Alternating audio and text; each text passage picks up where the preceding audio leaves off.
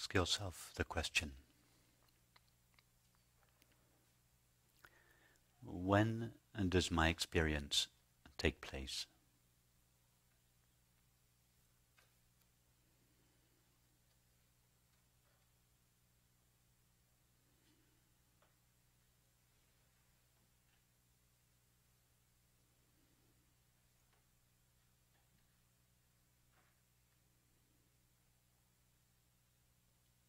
The answer is always now.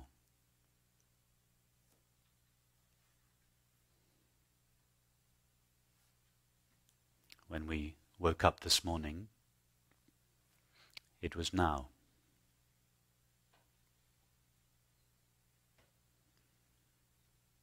When we had breakfast,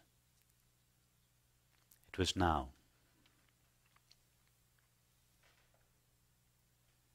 When we went back to our rooms, it was now.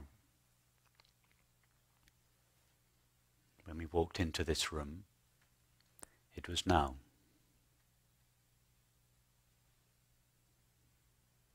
As we are listening to this, it is now.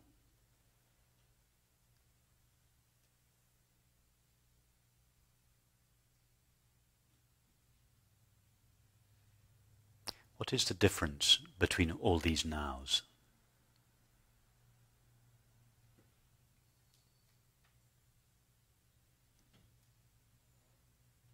How many nows have you experienced this morning?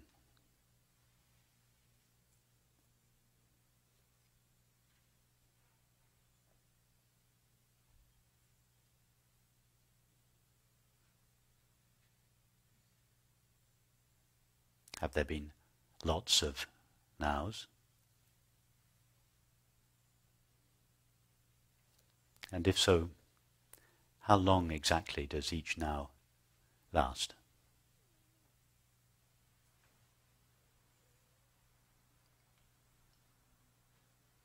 Don't think about this.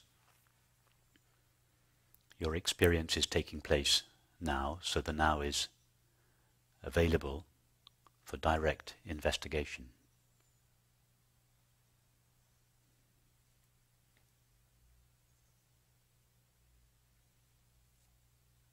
How long does now last?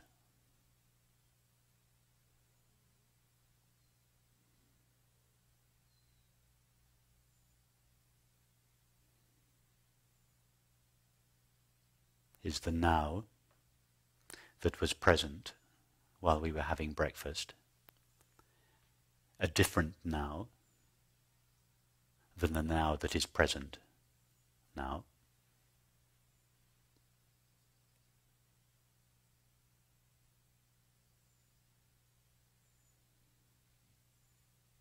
And if so, what is the difference between them? When did the breakfast now stop and this now start?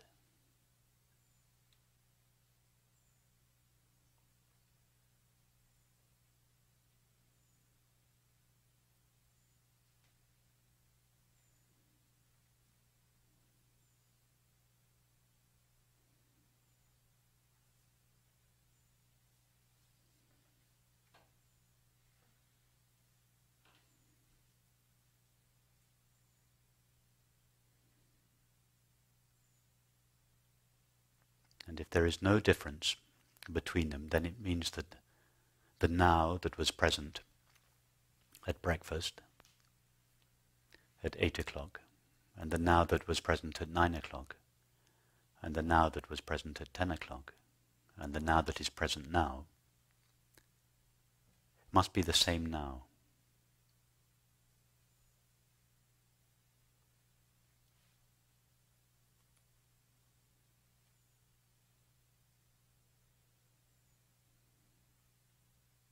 And therefore the now cannot share the limits of any of the particular times at which it is present. In other words, the now has no limit.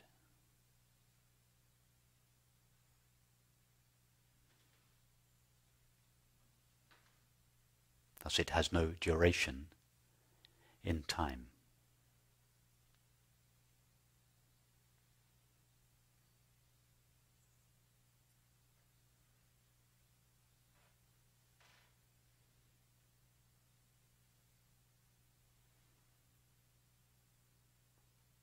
The now is not a moment in time.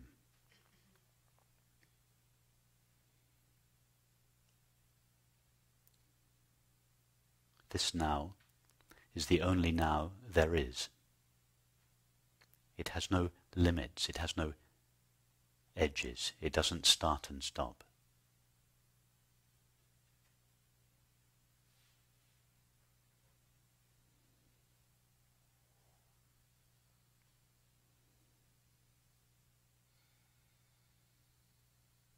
This now hasn't come from somewhere. It hasn't come from a distant past, slowly moving along a line of time for millions of years to arrive at this moment in time. This now is the only now that ever is or has been. It hasn't come from somewhere, and it is not going anywhere. It is not moving along a line of time into an endless future. The now is still.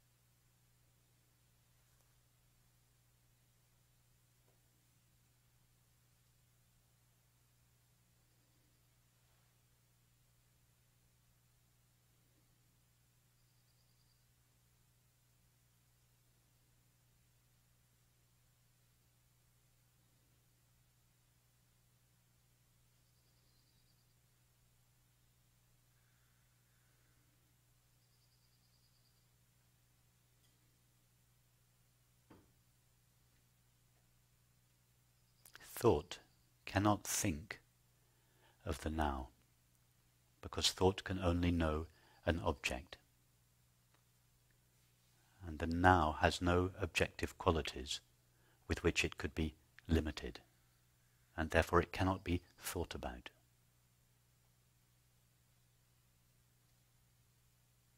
When thought thinks about now, it turns it into time.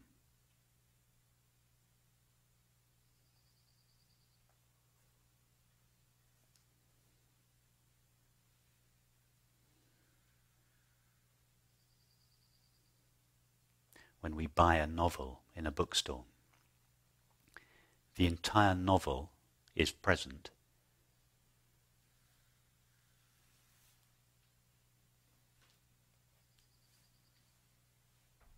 But the mind cannot read the entire novel at the same time. Thought needs time to read the novel. But the entirety of the novel is always present now.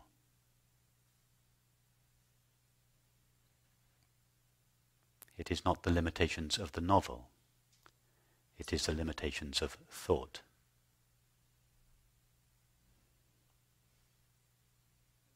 That make the entire novel inaccessible in every moment.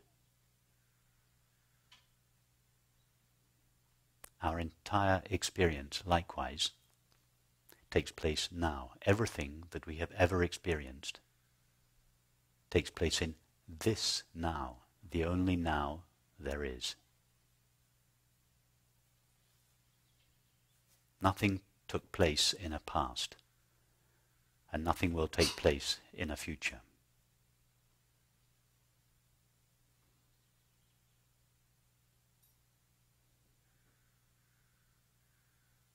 The universe didn't start millions of years ago. There is no millions of years ago. And it will not last forever. There is no forever. There is only eternity. The timeless now, this now that each of us is experiencing.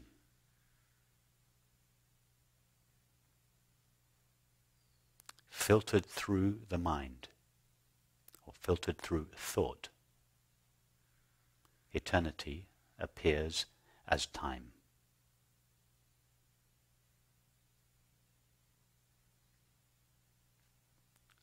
Thought superimposes a limit on the eternal now and makes it appear as time.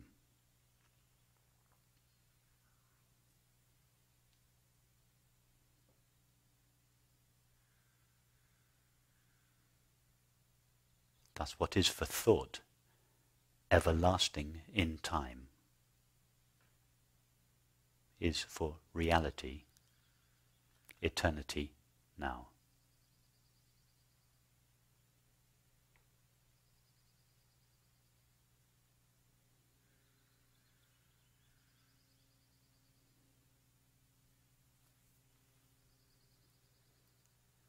Don't try to think of eternity. It's not possible.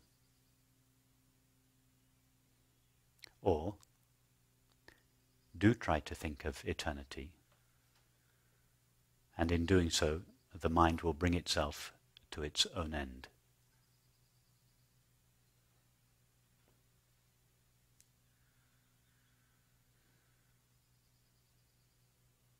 That's why the Shankaracharya said, real thinkers don't think.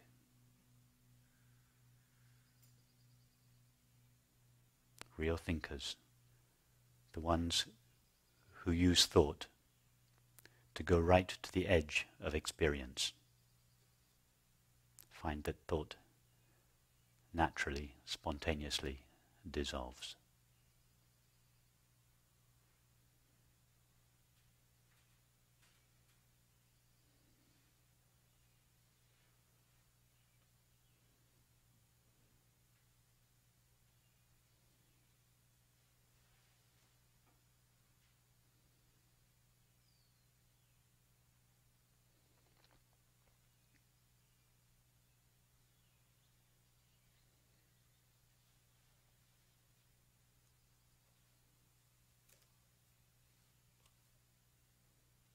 That is another form of self-inquiry, following thought to its own end.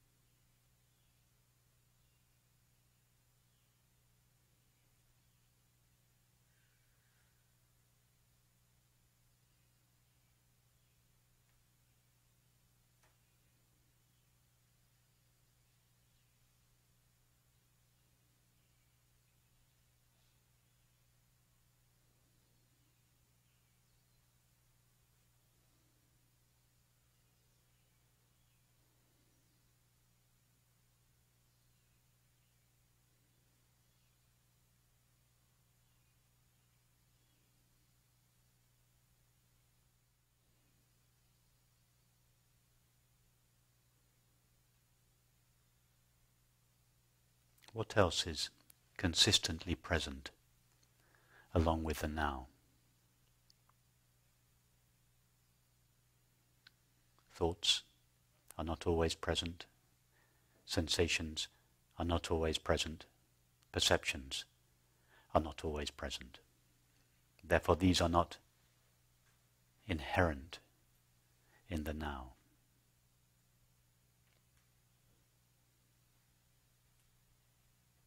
The now is always present. So only something that is also always present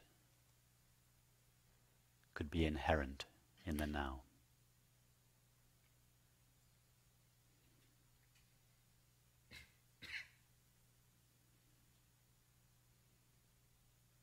The only other element of experience that is always present is the experience of being aware, which shines in each of us as the knowledge, I am.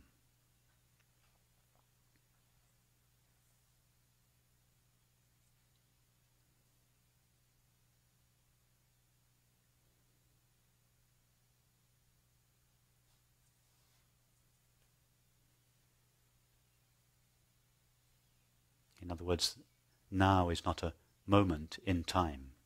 It is our own being. It has nothing to do with time.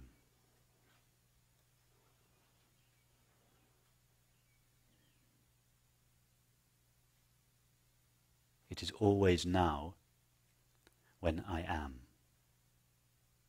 And I am, not always, but eternally now.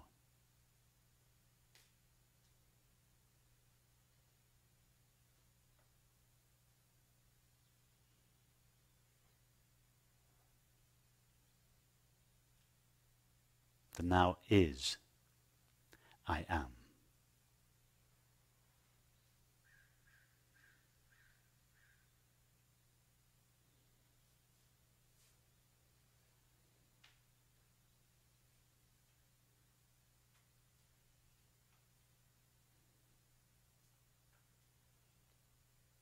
Time is consciousness objectified. Or time is consciousness objectified by thought.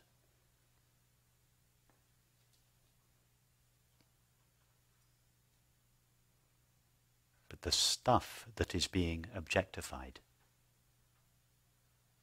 is pure consciousness, eternity.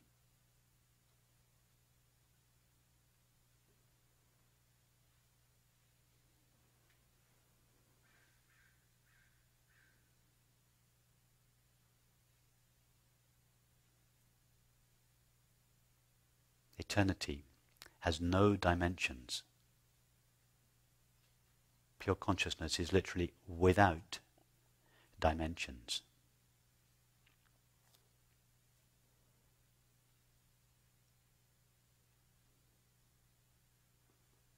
In order to appear as the single dimension of time, consciousness must rise as the mind.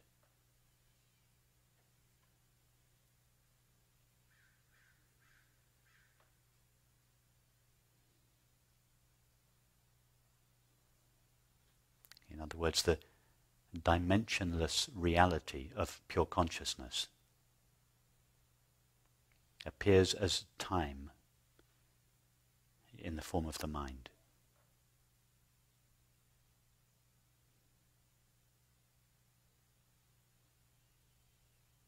Imagine a dimensionless point growing into a line.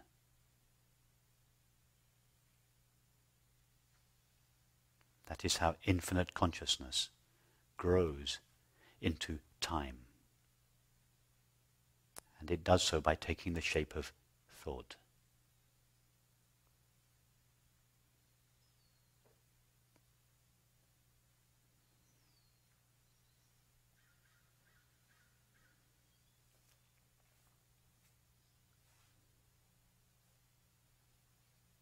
Thus the stuff that time is made of is infinite consciousness, eternal consciousness.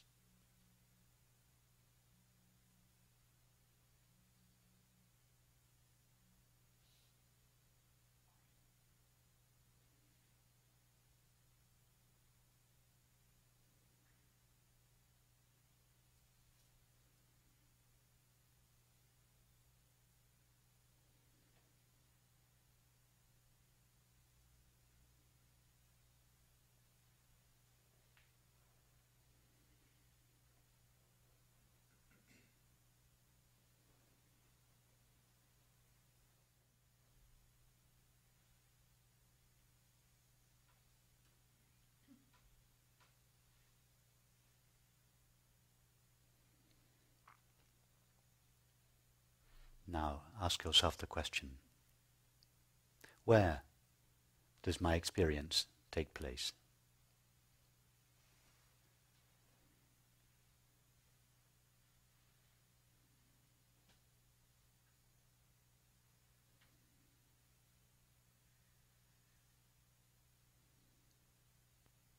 The answer is always here.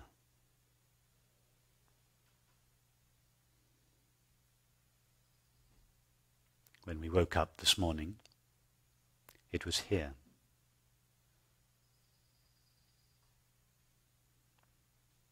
When we were having breakfast this morning, it was here. When we went back to our rooms, it was here. When we came to this room, it was here. And our experience is now taking place here.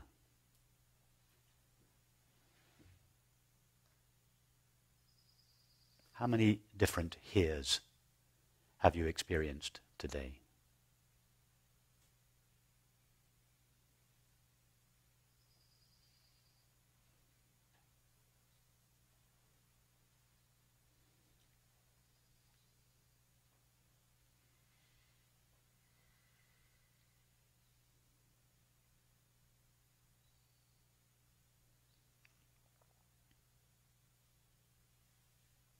Have you experienced innumerable heres?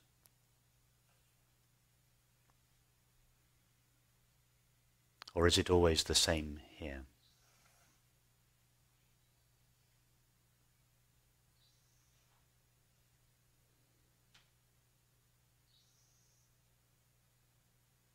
If every point in space is here when it is experienced, then here cannot share the limits of any particular place in space.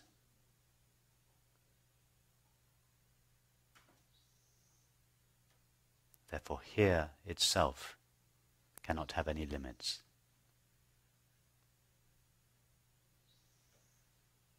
As such, it is infinite, not finite, unlimited.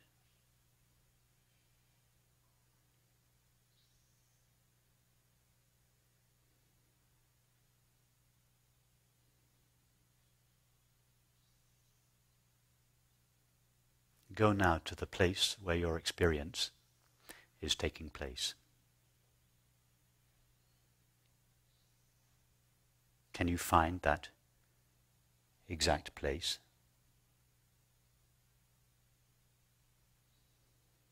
Don't say you don't know it. Everybody knows that their experience is taking place here. But can you find a place, a point in space where here is?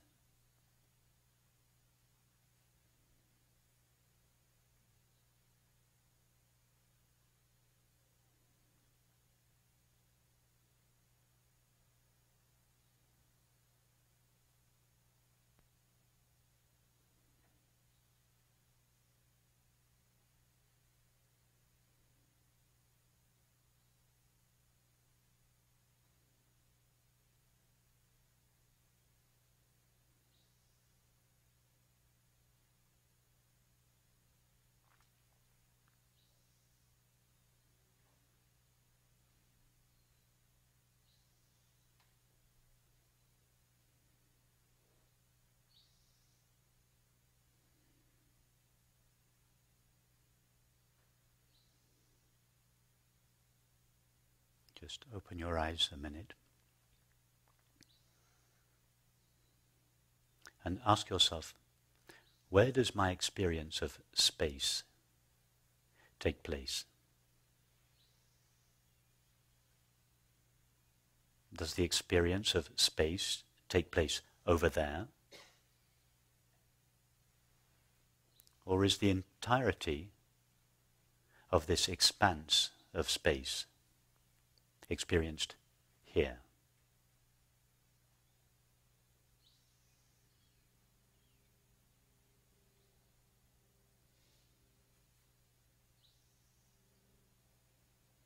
Obviously, all of space is experienced here.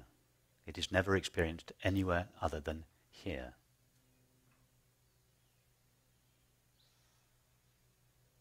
So here is not a point in space, but rather space appears inside here.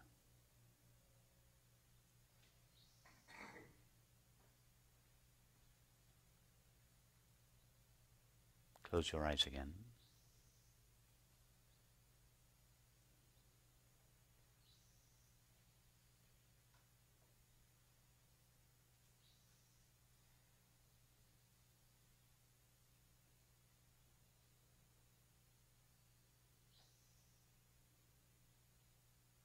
Is there anything in your experience that is always experienced whenever here is experienced? Is there anything in your experience that is consistent with the experience of here?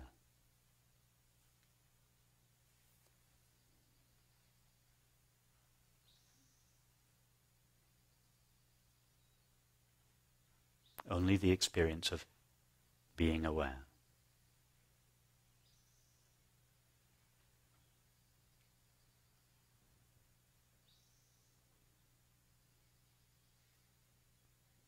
Here is the experience of being aware. Here is pure consciousness that shines in each of us as the knowledge, I am. Here is where I am. And that where is not a place or in space.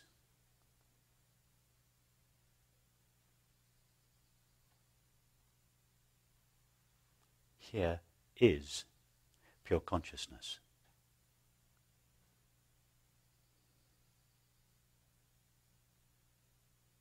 Just as thought makes pure consciousness appear as time, so perception makes pure consciousness appear as space.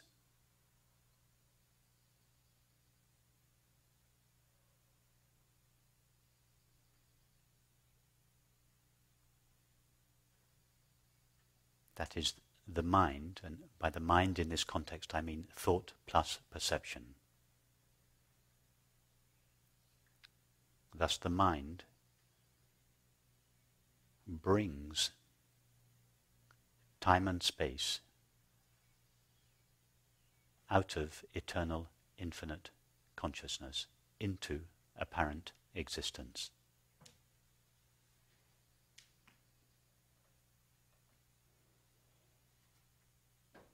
Time is eternity filtered through thought. Space is infinity filtered through perception.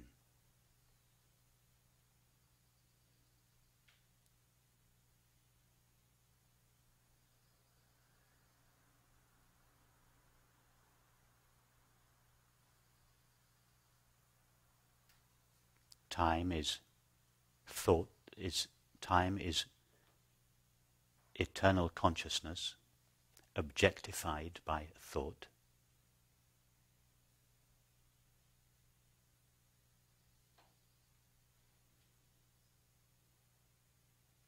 Space is infinite consciousness objectified by perception.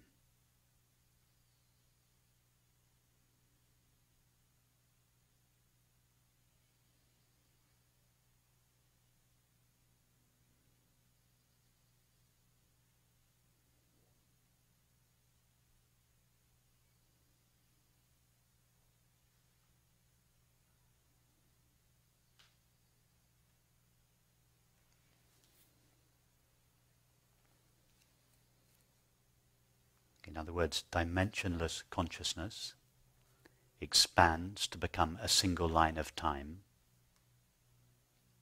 and that single line of time expands to become 3 dimensions of space.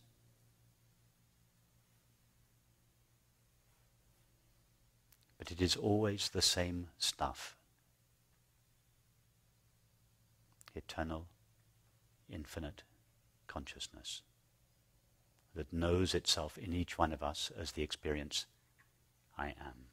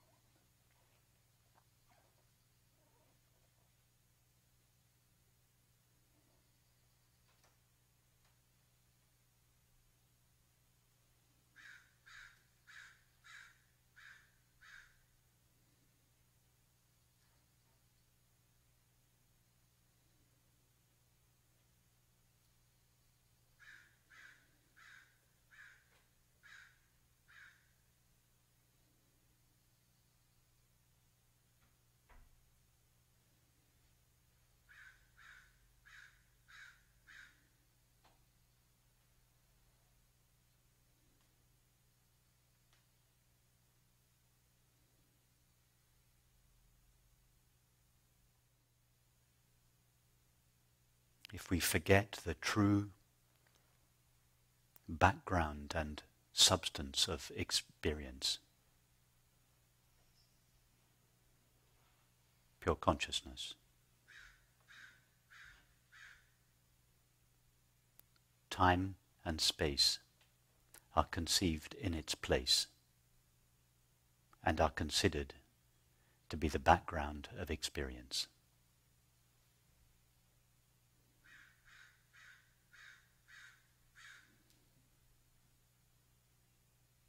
Hence our culture thinks, the universe appears in time and space.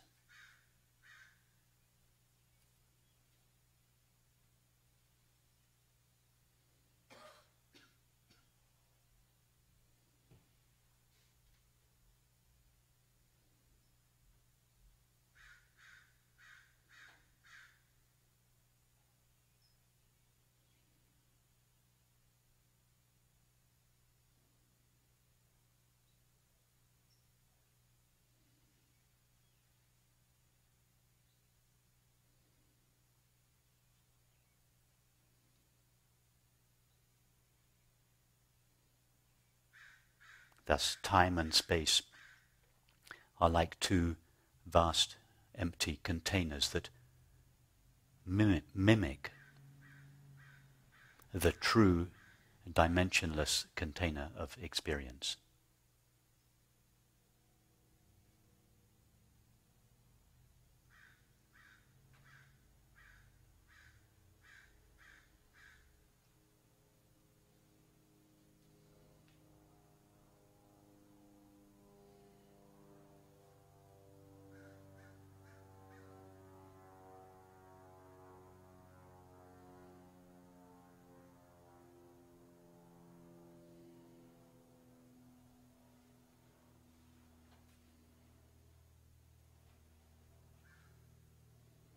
And having overlooked the true dimensionless reality of all experience, we then have to invent two substances to fill time and space.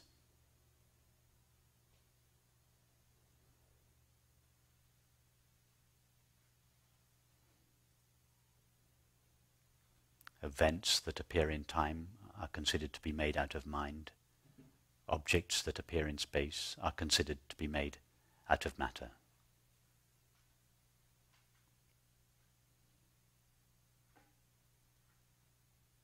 Mind and matter, thought and matter, these are the offspring of time and space. But they can only exist as such.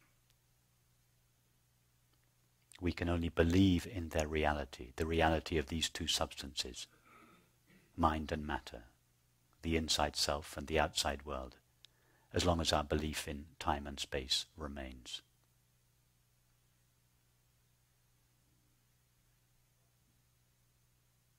But if we explore the reality of time and space, we just find our own being.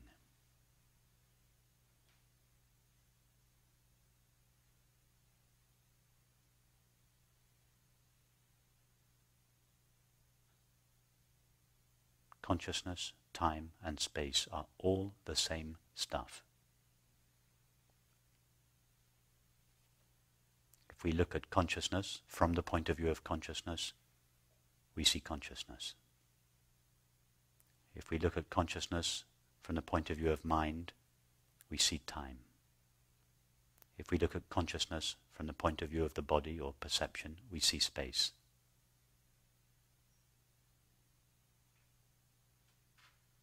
It's like three people on a sofa watching television.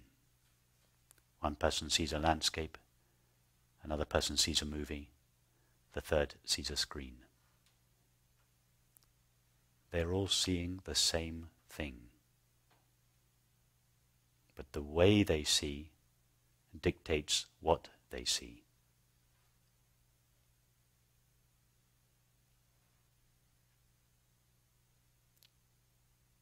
Time and space, mind and matter are ways of seeing or knowing, not experiences or objects that are actually known. All that is ever known is pure consciousness. And it is pure consciousness that knows pure consciousness. In order to know itself as time, it must rise in the form of the mind. In order to know itself as space, it must rise in the form of perception.